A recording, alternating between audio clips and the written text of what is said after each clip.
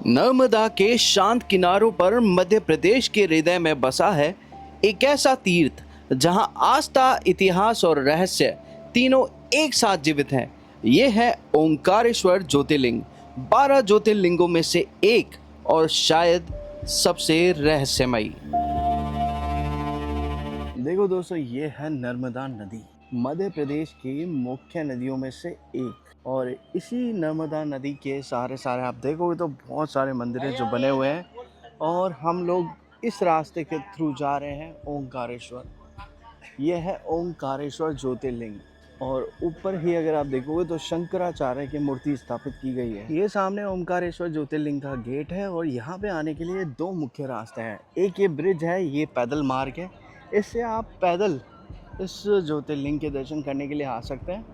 और दूसरा जो मार्ग है वो है जल मार्ग, और इसके लिए आपको बोट की सहायता से यहाँ आना पड़ता है, और वो सीधे मंदिर पे छोड़ते हैं आपको। वो ज्योतिर्लिंग है सामने मुख्य भवन, और सीधे वो तट है, वहाँ पे छोड़ा जाता है। दोस्तों, सामने ही आप लोगों को दिख रहा होगा एक तट, और इस तट को कहा जाता है गोमती घाट। यहाँ आने वाले दर्शनार्थी इस घाट से दूसरे घाट जाने के लिए, यानी कि ओंकारेश्वर से ममलेश्वर महादेव जाने के लिए इस जल मार्ग का उपयोग करते हैं। और इसी घाट पर बहुत सारे कार्य, धार्मिक कार्य जो कि ज्योतिर्लिंग होने के कारण किए जाते हैं, वो इसी नर्मदा के गोमती घाट पर किए जाते हैं। इस ज्योतिर्लिंग के सारे आप देखेंगे तो ऊंचे ऊंचे यहाँ पर मकान बना रखे हैं लोगों ने, मतलब कि यहाँ पर रेजिडेंशियल एरिया भी है। इस ज्योतिर्लिंग में जहाँ ये प्रमुख गेट है, यहाँ से जाने का मुख्य प्रवेश द्वार है, उसी के आसपास दूर तक ये मकान बने हुए हैं। और इन्हीं मकानों के साथ साथ आपको एक बहुत ही पुराना महल दिखाई दे रहा होगा। ये उस राजा का है जिसका नाम था राजा मंदाता, जो कि भगवान श्री राम के वंशज कहे जाते हैं, और जिन्होंने यहाँ पे ओंकारेश्वर को, यानी भगवान शिव के इस ज्योतिर्लिंग की पूजा को आगे बढ़ाया, और आज जाकर के ये विख्यात हुआ है ओंकारेश्वर महादेव के रूप में। मंदिर तक जाने के लिए आपको इस रास्ते का प्रयोग करना पड़ता है, और इस रास्ते में असंख्य दुकानें हैं, और इन दुकानों से आप मंदिर से रिलेटेड जो भी सामान है वो ले सकते हो। प्रसाद, माला, फूल, फल, जो भी आपको चाहिए। यहाँ हर कोई कुछ मांगने नहीं, कुछ महसूस करने आता है। और जब आप ओंकारेश्वर से लौटते हैं तो आप पहले जैसे नहीं रहते। एक शांति, एक शक्ति आपके अंदर बच जाती है। अब इसी रास्ते के सहारे हम लोग ज्योतिर्लिंग के मेन हिस्से, यानी कि गर्भगृह की तरफ बढ़ रहे हैं, और आपको आसपास इस तरह के नज़ारे दिखना आम है। यहीं से नर्मदा नदी आपको हर जगह से दिखेगी, और यहाँ पे लगी हुई बोट्स भी दिख जाएंगी। ओंकारेश्वर जहाँ शिव स्वयं विराजमान है, जहाँ हर घाट, हर मंदिर, हर पत्थर कुछ कहता है, वहीं ये महल है। ये उस राजा का स्थान है जिसने हजारों साल तक तप किया सिर्फ भगवान शिव के दर्शन के लिए।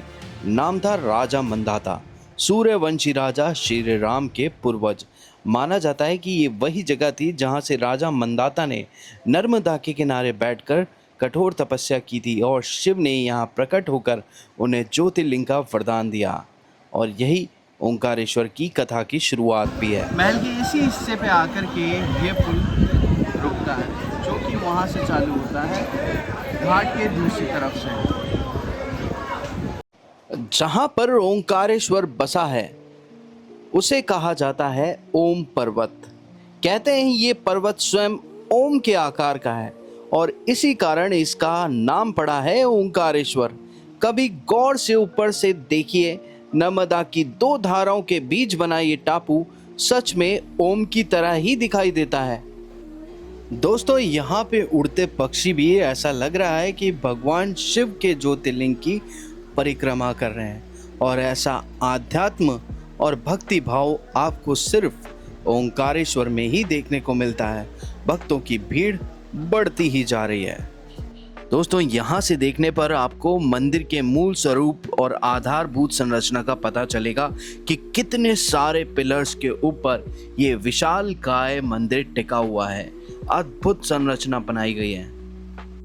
दोस्तों इतिहास के बारे में बात करें तो ममलेश्वर महादेव मंदिर प्राचीन है। इतना प्राचीन कि कहते हैं पांडव भी यहाँ वनवास के दौरान पूजा करने आए थे और यहाँ का लिंग स्वयंभू है, यानी भगवान ने स्वयं इसे प्रकट किया है, मानव ने नहीं बनाया है।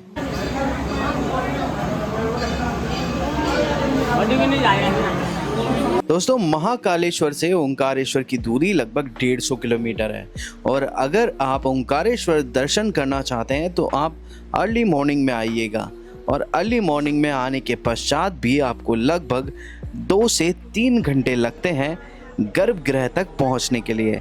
अब इस गर्भगृह में जब आप अंदर घुसेंगे तो अंदर के गर्भगृह में इतनी ह्यूमिडिटी है कि आप खड़े नहीं रह सकते। जिनकी इच्छा शक्ति अच्छी है वो ही इस गर्भगृह में बड़े आराम से खड़े रह सकते हैं और सामने ही आपको साक्षात ओंकारेश्वर के दर्शन हो जाते हैं। हालांकि यहाँ पे भी वीआईपी लाइन अलग से घुसती है तो इस हिस्से में आकर के बहुत होच-पोच हो जाता है, मगर यहाँ से आप दर्शन कर सकते हैं गर्भगृह में विराजमान ओंकारेश्वर ज्योतिर्लिंग के। दोस्तों ओंकारेश्वर ज्योतिर्लिंग सिर्फ एक धार्मिक स्थल नहीं है, यहाँ सिर्फ भावनाएं ही नहीं, यहाँ पे लोगों को भक्ति के रूप में भगवान शिव के दर्शन होते हैं और यहाँ पे बनी ये कलाकृतियाँ जो कि 8वीं से 9वीं शताब्दी पूर्व की बताई जाती हैं, उनको देख कर के आप इस मंदिर की भव्यता का अंदाज़ा लगा सकते हैं। ये पिलर मानो जीवंत हो उठे हों और यहाँ पे बनी एक एक चित्रकारी आपको इसके आध्यात्म का अनुभव ज़रूर कराएंगी। दोस्तों ये मंदिर नागर शैली में बना हुआ है जो कि मध्य भारत की प्राचीन वास्तुकला है और इसमें विभिन्न राजाओं, चाहे वो मराठा हो, चाहे परमार वंश हो या स्थानीय राजा हो, उनका विशेष योगदान रहा है।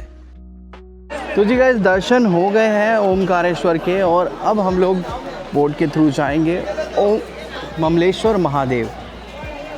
ममलेश्वर महादेव जस्ट अपोजिट में पड़ता है ओंकारेश्वर के और दर्शन बहुत अच्छे से हो गए मगर बहुत टाइम लग गया। ये नर्मदा नदी है, इस नदी के बीच में ही हमारी चल रही है बोट और वो देखिए ये खूबसूरत नज़ारा आप देख रहे हैं नर्मदा नदी का।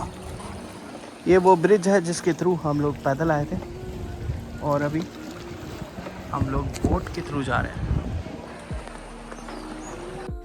दोस्तों जब हम आए थे हम पैदल मार्ग से आए थे और अब हम लोग ममलेश्वर महादेव जाने के लिए बोट का उपयोग करेंगे और ये जल मार्ग के थ्रू आपको दूसरे तट पे लेके जाती है और इसका प्रति व्यक्ति जो शुल्क है वो है मात्र 50 रुपये और 50 रुपये दे करके आप वहाँ पे दूसरे तट पे जाकर ममलेश्वर के दर्शन कर सकते हैं। हालांकि ज़्यादा दूरी नहीं है ओमकारेश्वर से ममलेश्वर की, बिल्कुल पास में है, बट इसके बीच में बहती है ये खूबसूरत सी नदी जिसे नर्मदा नदी कहते हैं और दोनों तरफ पैदल आने जाने के लिए ये पुल बनाए गए हैं, एक जो सामने आप देख रहे हैं, एक जो मेरे पीछे आप देख रहे हैं और दोनों घाटों के तट पर एक तरफ ममलेश्वर महादेव है और दूसरी तरफ है ओंकारेश्वर ज्योतिर्लिंग।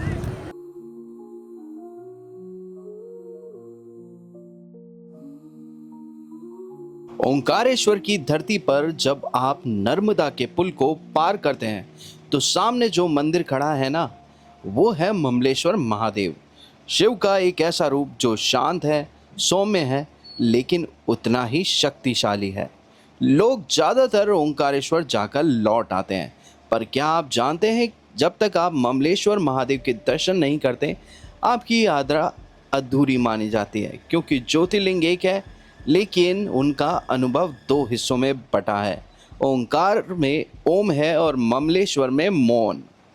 दोस्तों इतिहास के बारे में बात करें तो ममलेश्वर महादेव मंदिर प्राचीन है, इतना प्राचीन कि कहते हैं पांडव भी यहाँ वनवास के दौरान पूजा करने आए थे और यहाँ का लिंग स्वयंभू है, यानी भगवान ने स्वयं इसे प्रकट किया है, मानव ने नहीं बनाया है। मंदिर का निर्माण नागर शैली में हुआ है और इसका वास्तुशिल्प बेहद प्राचीन एवं सुंदर है। ममलेश्वर लिंग, जैसा मैंने बताया, स्वयंभू है और इसमें एक विशेष आध्यात्मिक ऊर्जा मानी जाती है। ममलेश्वर में दर्शन आमतौर पर कम भीड़ में और शांति से हो जाते हैं, क्योंकि ज़्यादातर भक्त ओंकारेश्वर मंदिर तक ही सीमित रह जाते हैं। ऐसा माना जाता है कि ओंकारेश्वर लिंग भगवान शिव का आत्मलिंग है, जबकि ममलेश्वर लिंग उनकी देह या स्थूल रूप का प्रतीक है।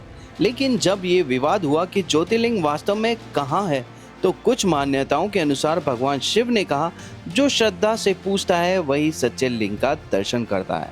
तब इसे ओंकारेश्वर और ममलेश्वर दोनों का महत्व बराबर ही माना गया है। दोस्तों, इतने सारे मंदिर आप लोगों ने मेरे साथ देखे होंगे, मगर सब में एक समानता है। वो समानता क्या है कि जितने भी बड़े हिंदू मंदिर हैं, ज्योतिर्लिंग है, उन सारों को खंडित किया गया है। आज नहीं, कल नहीं, बरसों पहले। और खंडित करने वाला एक ही नाम था, औरंगज़ेब। इस मंदिर को भी अगर आप पूर्ण रूप से देखोगे जहाँ था, औरंगज़ेब की निशानी आपको हर जगह दिखने वाली है, चाहे वो ओंकारेश्वर हो, ममलेश्वर हो या फिर महाकालेश्वर हो। इसी के अलावा जागेश्वर, जो कि उत्तराखंड में है, वो भी पूरी तरह खंडित था और वहाँ तो लगभग 1.25 लाख मंदिर ऐसे थे जो कि खंडित थे। तो दोस्तों, ये है मध्य प्रदेश के उज्जैन में, और उज्जैन से ओंकारेश्वर में बसे 2 प्रमुख ज्योतिर्लिंग, महाकालेश्वर और ओंकारेश्वर। और अभी आपने मेरे साथ में देखे हैं ममलेश्वर महादेव। तो जब आप मध्य प्रदेश में आए तो इन दोनों ज्योतिर्लिंगों के दर्शन करने के बाद ही आप कहीं आगे बढ़ें। अब हमारी कहानी हमें लेकर जाएगी हमारे अन्य ज्योतिर्लिंग की तरफ। और यहाँ मैं इतना ही कहना चाहूँगा कि आप भगवान शिव के जब ममलेश्वर में होंगे तो आपको यहाँ की वास्तुकला का और यहाँ के इतिहास का एक अलग विवरण मिलेगा। तो दोस्तों, आपने अब तक ओंकारेश्वर नहीं देखा है तो ये सिर्फ एक यात्रा नहीं, एक अनुभव है जिसे आप खुद जाकर महसूस कीजिए। और अगर ये व्लॉग पसंद आया हो तो लाइक, शेयर और सब्सक्राइब करना ना भूलें, क्योंकि हम लाते रहेंगे भारत की हर पवित्र और अद्भुत जगह की कहानियाँ आपके अपने चैनल गौरव सोनी व्लॉग्स पे। जय भोलेनाथ, हर हर महादेव।